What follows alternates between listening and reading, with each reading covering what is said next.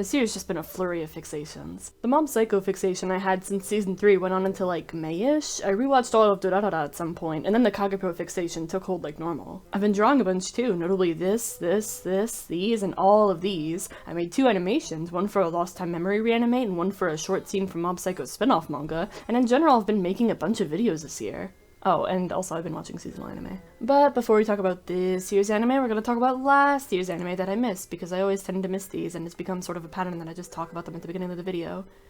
I need to talk slower. I eventually finished the first Bocchi the Rock season, since when I made the last yearly video I'd only seen about half of it. The experience of properly sitting down with it to see all the care put into the subtlest of character animations was really amazing. And just this latter half of episode that I'd been finishing had like 3 scenes that really stuck with me. I also finally got to watch the Kaguya-sama movie and it was great. Again, I'd already read the manga, but the anime's presentation of everything makes it so visually stunning. The Kaguya and Shirogane monologues were so beautifully adapted, showing both of their specific insecurities and vulnerabilities. Kaguya being shown that Shirogane loves all sides of her, and Shirogane being shown that he doesn't always need to push himself, and that Kaguya loves his normalcy as well, is fucking cute as hell, man. I don't know if I've ever said it outright, but my favorite part of Kaguya-sama is definitely the mutual pining. I feel like whenever I watch romances, there's more of one character's perspective over another's, but in Kaguya-sama, it's so evenly matched that it'll constantly jump between both of their perspectives on the situation. You'll get to see both of them having a big dumb crush on each other, and I love it. So obviously I love the movie where they talk about how much they love each other and where you get to see both of their points of view again. I don't know what to say, man, come on. Oh, I also watched Romantic Killer from last year,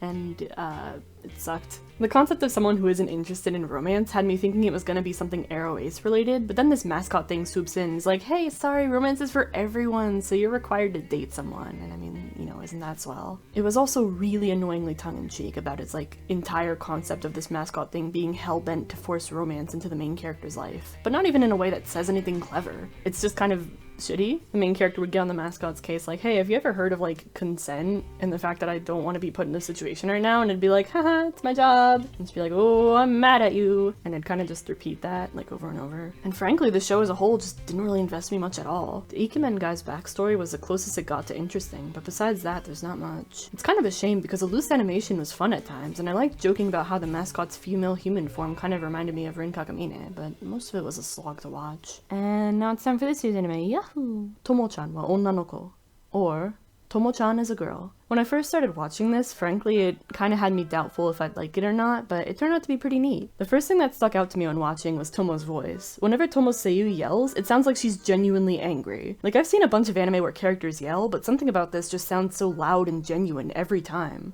Anytime I hear her yelling, it feels like the seiyuu is yelling at me in real time, and I don't know what I did, but please stop yelling at me. Also, I'm still shocked during the process of writing the script, since when I went to look up who her seiyuu was, it turned out to be Takahashi Rie. You know, Takahashi Rie? Her. And also her. Look at that contrast. She's so talented. Oh yeah, speaking of seiyus, I mean everyone's already mentioned it by now, but I really do think that it's cool that Carol has the same voice actress in Japanese and English. Even little things like her singing la la la la la or happy birthday have individual takes to account for the tiny differences in pronunciation. Happy birthday, Mate. Happy birthday. Thank you. That's cool, Carol. I said thanks. Seiyu talk aside, I think it'll come to absolutely no one's surprise that my favorite character is Carol. Tomo's neat, but you can't compete against the unbridled silliness that is Carol. I tend to like characters that march to the beat of their own drum. Like out of nowhere, she'll just do some bullshit like cut someone off at the fanfare, or invite herself along, or attack people. And so then seeing Carol, who's really unpredictable and silly, paired with Mizusu a lot of the time, who's really cold and distant, makes a really great duo. An amazing duo, even. What else? The opening theme was fun, but the ending theme in particular was one I could never skip. It had a really satisfying sound in its instrumental, and the vocals sung by the seiyus are super cute as well. It also threw me for a loop that one episode had an alternate version of it with the guys. Even though I much prefer the instrumental and the sound of the girls' version, I love when songs have alternate versions, so it's a plus. Kyuketsuki Sugu Shinu, Season 2. Or The Vampire Dies in No Time, Season 2. In last year's video, I talked about not really caring about any other characters besides the main trio, and I'm here to say that there are now a few exceptions. I like the editor more, especially now that I have funny seiyuu trivia. The doctor guy is funny, also slightly because of seiyuu trivia, and I really like this new character introduced in this season. Not only because of seiyuu trivia, but also because she's just cute as hell. She has a big dumb crush on Ronaldo, and is pretty dumb about going about it, and seeing scenes where Drylook enables her for shits and giggles were pretty fun. So yeah, there's characters here and there that I have warmed up to more, but I think as a whole, I still feel as if the main trio are the strongest characters in the series by a landslide, which isn't especially a bad thing, I just think it's really interesting. The last episode emphasized this with the fact that the first half of it crammed as many characters as it could together in one place, and I ended up feeling pretty bored. And then the second half was nothing but Draluk, Ronaldo, and John just kind of sitting around talking, and it was one of my favorite skits of the season. It's kind of funny that the last episode of the second season could demonstrate this opinion I had so clearly. Hey, wait a second! Horimiya, piece, or Horimiya, the missing pieces. So apparently the first season's adaptation left out so much content that they had a whole other season's worth of content to make just from the missing parts. And so fans of the manga had made this really convenient watch order grid thing to show the anime-only fans how to jump around between the seasons to get the story in a linear fashion. I didn't use it. I just watched this season with a vague understanding that these disconnected stories went somewhere in the original chronology of things. It sort of plays out in an anthology-like setup anyways, so it's fine. Talking about the actual content of the season, I mean, character combinations, I think, are a really strong aspect of Horimiya. Seeing different combinations of these characters and how it emphasizes different aspects of their personalities is really interesting. Which kind of sounds obvious, right? Like put different characters together for different scenarios, but something about the way Horimiya does it really sticks out to me. As pleasant as it is, I'm really bad at talking about Horimiya that much as a viewing experience though. I'm not sure what to say. It's still beautiful as ever, especially with its opening. I still like the song of the first opening more, but the visuals of the second one give off what I can only describe as a sense of nostalgia for moments in the present. The show itself is very polished as well, just as the first season was, and it has a lot of cute expressions on top of that. Like, a lot of cute expressions. They really like messing around with the art style. Oshi no ko, or just say Oshi no ko. The translated titles don't keep all the nuance that's in there. I got recommended this manga by a friend like a month or two before watching this, so I'd already gone through the Oshi no ko prologue experience and I'd already been shocked by everything within it before watching. I went into every episode knowing what would happen already, yet I was still amazed with how beautifully it was adapted. The coloring, the lighting, the silly little faces, the addition of small details, it was just really great to watch an adaptation of something turn out this well. Dokukobo is known for being really detail-oriented in animation, so parts like the dance sequences and close-ups of the characters' eyes were so beautiful that after the movie-length first episode, I had to take a bit and sit down and process what I just saw. Even though there's a lot of details I could mention, I think my favorite example is in the final episode. So I mean spoilers, if you care. Ruby, Kana, and Memcho are singing and dancing on stage, and after so much preparation, you'd expect it to be a joyful moment for all three of them. Ruby thinks the same as we see a shot of her gleefully dancing before she looks at Kana, expecting a similar reaction. We then cut to Kana with the gloomy look in her eyes, so caught up in her thoughts that she doesn't even see Ruby. And then we cut very quickly back to Ruby, who's shocked by this. I've danced on stage like this a total of like one time, but even during that one time, I've had a similar experience of stealing a glance at a friend to gauge her reaction, just as Ruby does here. It went by in the blink of an eye, just as this interaction does. Not to mention these three shots cut in sync with the music, so it works perfectly all together. And that was a lot of rambling about such a tiny little clip, so you can imagine all there is to be said about how much detail the anime has as a whole. But if I did that, I'd be missing my fun little rambling about which character I liked best. It's Memcho. It's very clearly Memcho. She has a cute design, she has a silly personality, she's kind of the therapy friend of the group, she has relatable vibes, and I mean, just look at her. Look at her do a little dance in the opening. Suki na ko ga megane o wasureta.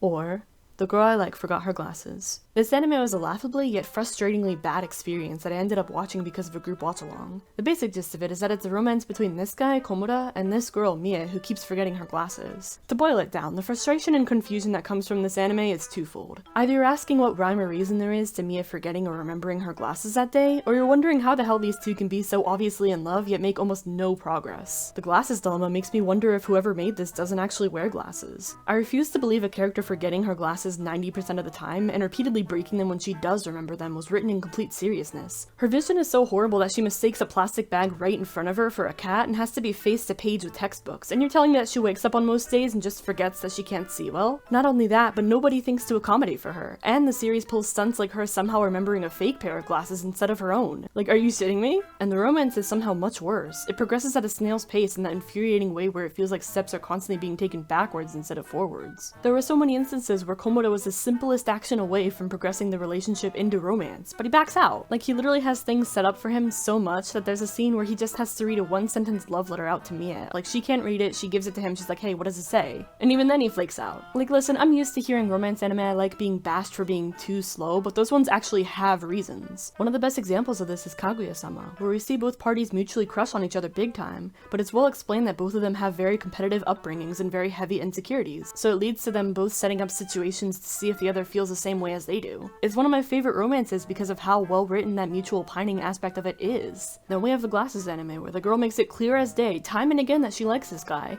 and despite his constant and sometimes creepy thoughts about her, he still constantly backs out for no good reason. And to add insult to injury, their entire damn class knows full well the two love each other. There's even a guy who steps in with nothing but intent to help them get together, and yet the main character is so allergic to romantic progress that he'll misunderstand his attempts to help as a rivalry without it even making sense. There's insecurity, and then there's incomprehensible levels of misinterpretation. This poor helpful guy thinks he's Suna and Oromonogatari for clearing up confusion and trying to get the two together, but he forgot he's in a show where the hand of the author rules over all. And that's what it all comes down to in my opinion, the hand of the author. With both whether Mia remembers her glasses and the lack of romantic progress even when it would make sense, the hand of the author felt overbearing. Time and time again these two would mess up so frequently that it was tough to make sense of their actual characters at times because of how they'd be stretched around to fit what was supposed to happen. It's just really baffling, though the experience of watching this anime on top of the fact that it's animated by Studio Gohan's was hilarious. So at least it's pretty funny watching through the episodes and seeing photorealistic things just kind of clumsily put into the background, sometimes into the foreground. So I mean, as a whole, it's like bad, but like in a funny way, I guess. So like make of that what you will. Dekiru neko wa kyou mo yutsu.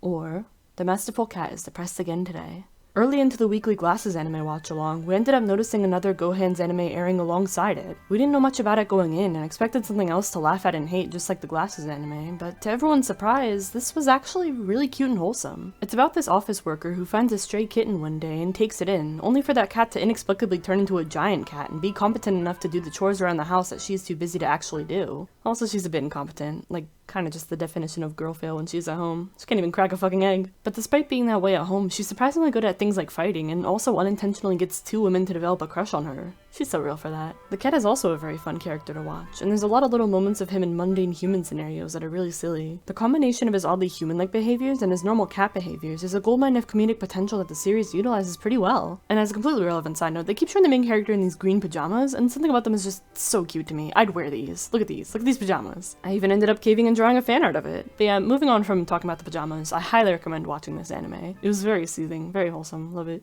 Genjitsu no Yohane, or Yohane the Parhelion. Alright, so I have to stick with me for like the millionth time as I mentioned Love Live. It's relevant, trust me. In season 2, episode 5 of Love Live Sunshine, Yohane and Riko find a lost dog, and the episode's about them taking care of this dog until its owner is found. Both of them are understandably sad about this, but understand that it was meant to happen. So then Genjitsu no Yohane, a fantasy AU of Love Live Sunshine, comes along, and makes said dog Yohane's companion since childhood, and a big important part to the plot. And if that isn't the biggest copium I've ever seen, I don't know what is. Like in the canon series, the dog never shows up again, and Yohane was like, damn it, I thought fate was at work, I thought something was happening. And then in the AU series, it's like, something happened, fate was at work, and now we're friends forever.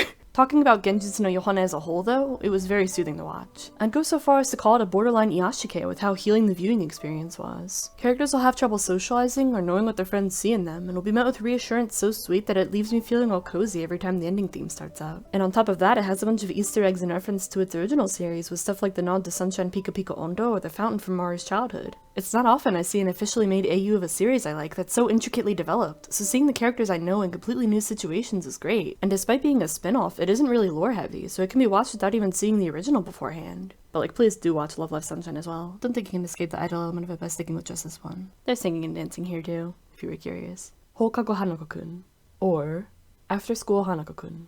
Alright, so this anime is spin-off content of Hanako-kun proper. Like, there's a spin-off manga, and then this anime adapts some of those chapters of that spin-off manga. I'm gonna be honest, I don't know how this misunderstanding happened, but when I saw the announcements for the spin-off anime, I thought it would be 10 episodes. So the week after the 4th episode, I was sitting there wondering where the 5th was, and I went back to check to see that it only had 4 episodes in total. So I kind of just sat there in this sad state of having 1 and more episodes than there actually were going to be. I think the most interesting thing I have to say about this spin-off anime adaptation is that the order they adapted the chapters in really jumped around a lot. I think the biggest example of them jumping around was when they jumped like 10 chapters to get to the Mitsuba content. And of course the funny part is that this isn't the first time the Hanako anime skipped a bunch of content to get to the Mitsuba stuff faster. And like, Mitsuba is my favorite character, so I'm not upset, I just think it's really funny that this specific adaptation thing happened like twice. I also think it's funny that they then had to jump past the chapter that spoiled the Clock Keeper's twist because they didn't adapt Clock Keepers in the original anime. Like, we're really messing up the order of things. And I don't want to get into like a whole big rabbit hole of Hanako anime adaptation order, but basically the spin-off chapters don't especially matter in terms of order. So I'm talking about this anime adaptation of the spin-off jumping around its chapters not because I'm particular about the order of the chapters in the spin-off manga, but because I'm particular about the content of the chapters. To put it short, I'm biased. The sad part to all of this, besides the aforementioned clock keeper skipping around, is that they're probably also gonna jump around the Shijima chapter when that comes up, because they're doing like 4 more episodes of this later on. It's really heartbreaking because I know that they're particular about this in the sense that they adapted Tiara into the anime adaptation because she was in the spin-off before the manga proper, and so they're not doing that with Shijima because she was in the manga proper and then in the spin-off. But please, just adapt Shijima, please! And the more I'm rambling about this, the more I'm realizing that I'm just talking about things yet to come instead of this spin-off and the 4 episodes it has, so I should talk a little more about that, right? There's not many chapters that got adapted, so there really isn't much content to talk about within just 4 episodes of stuff, but I like that there is more Tsuchigamori content. We always appreciate that in this house. Look at him, look at him, look at him. I really liked that there was the Mitsuba chapter, even though it was sort of dragged over from further off. I appreciated Tiara getting her little debut, even though I liked the chapter with her later on in the spin-off manga more. And it was a delightful surprise to see a Halloween event of all things get adapted. Like, Aidaito does some like AU event things on their Twitter, and for some reason this one got adapted just in time for Halloween. I think it's nice that they played around with the anime adaptation of the spin-off by like incorporating some of the AU content in there too. It was cute. So my final verdict on the spin-off anime adaptation is that I need more. I need this chapter, I need this chapter, and I need this chapter on my desk by Monday.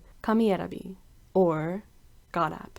I started watching this because of the fact that Jin was involved, but if I'm being honest here, I can't feel enough clear influence from the big creators said to have a part in this, so despite being a big fan of Jin, I'm just gonna talk about the series separate from any creator in particular. Like, I'll just interpret it as some kind of group project gone wrong situation and talk about the series itself. This anime is a weird Frankenstein of elements. A bunch of crazy stuff happens in here, including, but not limited to, a battle royale plot without any of the setup you'd think normal for something that extreme, an annoying mascot with inconsistent characterization, weird school uniforms that don't have sleeves, 3D models that look somewhat neat in my opinion, paired with animation that's sometimes good, but sometimes bad, but sometimes good, but sometimes bad, but sometimes good, but sometimes bad, but sometimes good, but sometimes comically bad. Constant zooming in, like throughout the entire show, here's a visual if you think I'm joking, powers activated by tap dancing, Takasaki Yu from Love Live, back-to-back episodes of Doomed Yaoi and Doomed Toxic Yaoi, an unutilized character due to the one we know being an imposter, haven't seen that before, a self-insert Okubo, except they call him Chokubo, a confusingly catchy ending theme, and most hilariously of all, 2 separate scenes where a character's life is being threatened by someone whose shoes constantly sound like this. And no one ever points it out, it's hilarious. Oh, and also they tried to make it a big reveal that the ambiguous gas mask character here turned out to be the silly science girl, but like, they're so dedicated to the color coding of their characters that they give it away with the fact that there's only one green character in the series. Like, if the blue guy is always blue and the red girl is always red, then I wonder who the green gas mask character is gonna be. Is it gonna be the green character? I wonder. But funny list of things aside, I do have actual things to say about God.App's anime. The setup for the battle royale that the series is about is so lacking that I shit you not, they are just given powers and told by their phones to kill each other, and then things just start trucking along like everything makes sense. And by that I mean the main character is given powers, gets minimal explanation from the physical manifestation of his power, and is told by another candidate that the God app tells them a few things. Like, that's all the setup there is, and you don't even get to see the app itself besides a few icons and power rankings every now and again. If you're doing a death game series, I feel like you should introduce an authority figure at the beginning to establish a threat. Someone who's in charge to show that the participants should take the game seriously, and that they have the power to snuff them out at any time. Because if you don't, you have a case like this where you're wondering why the characters should take the game seriously. The characters jump between trying to kill each other and trying to ally with each other, and without any authority figure, I couldn't tell which option made more sense. The closest we ever get to an authority figure at all is the mascot, but she's more so one of those mysterious entities that knows annoyingly very little, which really doesn't help when in episode 10 someone finally thinks to ask about why they're doing this game, and she just goes, humans are dumb dummy-dums, just don't think about it and kill each other. It's like, fuck off. Not only that, but we barely get any established rules. And that's not me going, oh no, I hate free-for-alls. It's because without any explanation, you get scenarios like a participant resigning and his friend who happened to hold onto his phone just becoming a participant. Is it in his place? Is it to fill the empty seat, even though participants are supposed to dwindle away anyways? And most importantly, can or cannot everyone just resign and give their phones to a backup person in an endless game of hot potato? No answers, just the characters going, yeah, that's weird, and the mascot who conveniently knows little going, yeah, that is weird. You get scenarios where this girl has a sword activated by stabbing meat, and at some point she stabs herself and becomes younger, and at some point it happens again without explanation. How does it work? Fuck if I know. You get scenarios like the main character having a power to retcon reality at a price that's clearly explained by his power mascot each time at the beginning of the show, but then for no reason the mascot just stops being able to know about the price. From there, the one-to-one wish to payoff trade is trashed in favor of a cheap twist later on where the main character reveals to the mascot that he's been losing his senses. And like, why would you not tell the physical manifestation of your powers about this? He says it's not to worry her, as if the two hadn't been keeping each other constantly updated on things this entire time. This is the same level of bullshit as not telling your doctor you broke your leg because you didn't want to worry them. All for the sake of a twist, we have information that should have been addressed in the moment of various scenes be deliberately unaddressed. Not only that, they do one last twist at the end and change his initial wish, so now I can't even confidently say that the beginning of this little thing I typed up to keep track of his power is accurate. And afterwards they go into this big endgame finale thing, but it ends with an ambiguous time skip and a second core announcement. Cool. There's so much to say about the things it leaves unexplained, the plot holes, and the inconsistencies that I'm gonna put walls of text on screen about them here. Just a bunch of walls of text. A lot of stuff that doesn't make sense.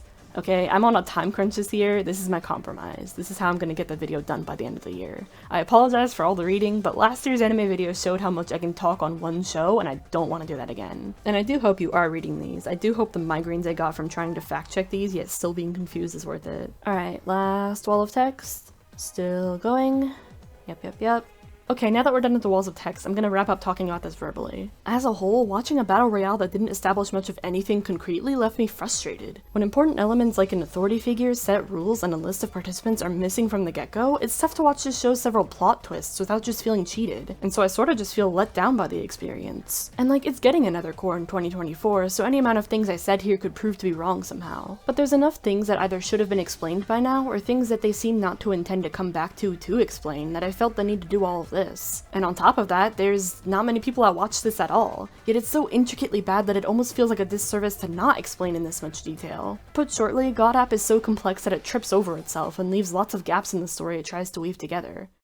And then there's some anime I watched this year that I don't have as many thoughts on to make like their own little sections out of. I watched Agretsuko's 5th season, but I don't have much to say besides the fact that I liked the campaign scene despite seeing people say it ended poorly, even though I thought it was sort of to be expected that she wouldn't win the campaign. Also, they introduced this new character who's like nicknamed Corpse, and she has this really repetitive lifestyle, so I thought that was a really interesting concept. Also, her character design's really cute. What other anime were there? Nijion was cute. The Nijigasaki OVA existed.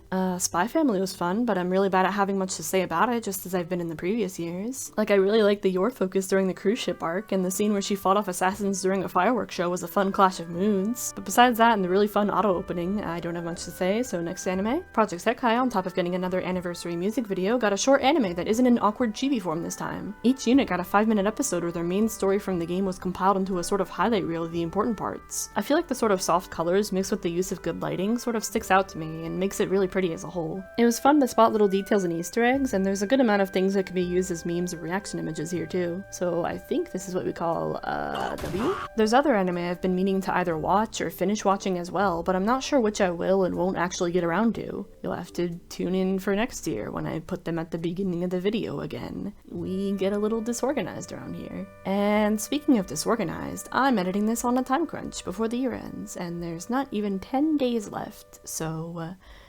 no fancy outro, no anything. I'm just gonna rush to edit this.